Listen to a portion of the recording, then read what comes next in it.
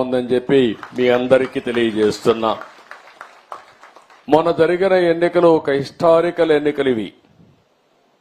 నేను 10 ఎన్నికలు చూశాను.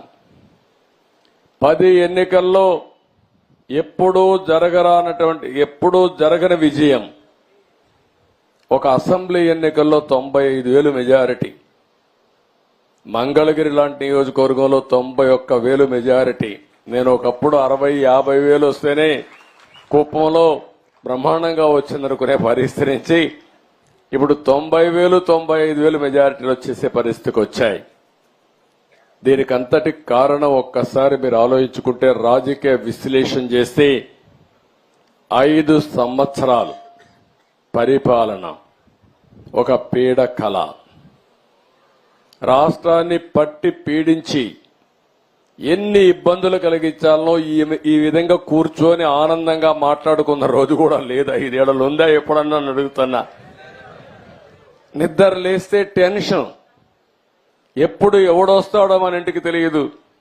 మొన్నటి వరకు మా పోలీసులు గోడ దూకి వచ్చేవాళ్ళు, ఇప్పుడు గోడ దూకే పని ఉండదు. ఇంకెక్కడ అరెస్టుల కోసం ఎందుకు వచ్చారో తెలియదు.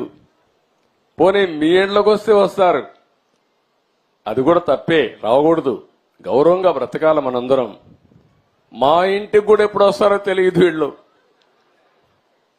అంటే ఎంత భయంకరమైన వాతావరణం అంటే అంత భయంకరమైన వాతావరణంలో ఒక్కరని కాదు, అధికారులు అట్నే బతికారు, ప్రజలట్నే బతికారు, రాజకీయ నాయకులు అట్నే బతికారు.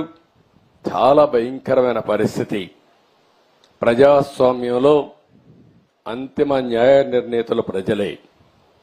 ఇప్పుడు నాకు అర్థం కావడం లేదు, మీరందరూ కూడా ఓట్లు వేశారు, బ్రహ్మాండంగా వేశారు. ఈ రోజు మిరాకిల్ జరిగిపోవాలి, రాత్రికి రాత్రి అని ఆలోచిస్తున్నారు. మీరందరూ అన్నీ అయిపోవాలనుకుంటున్నారు. నేను నిన్న మొన్న పార్టీ ఆఫీస్కి వెళ్ళాను. పార్టీ ఆఫీస్కి వెళ్తే విపరీతంగా ప్రజలు వచ్చేసే పరిస్థితికి వస్తున్నారు. 5 ఏళ్లు అణగదొక్కారు, ఫ్రస్ట్రేషన్ లో ఉన్నారు.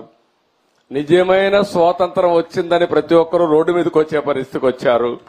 ఆ ఉత్సాహంలో నేను మీటింగ్ పోతే, ఆఫీసుకు పోతే వేల మంది వచ్చేస్తా ఉంటే వాళ్ళని ఎట్లా పరామర్శించాలో నాకే అర్థం కాని పరిస్థితి ఉంది. ఒక పక్క సమస్యలు, ఒక పక్క ఉత్సాహం, రెండూ కలిపిన తర్వాత ఇవన్నీ జరిగే పరిస్థితి వచ్చింది. ఇంకొక పక్క మీరు ఒకసారి ఆలోచిస్తే అప్పులు ఎంతున్నాయో ఇంకా నాకే తెలియదు. ఎతుకుతున్నా రికార్డ్స్ అన్ని, వ్యవస్థలు ఎక్కడున్నాయో నాకే తెలియదు.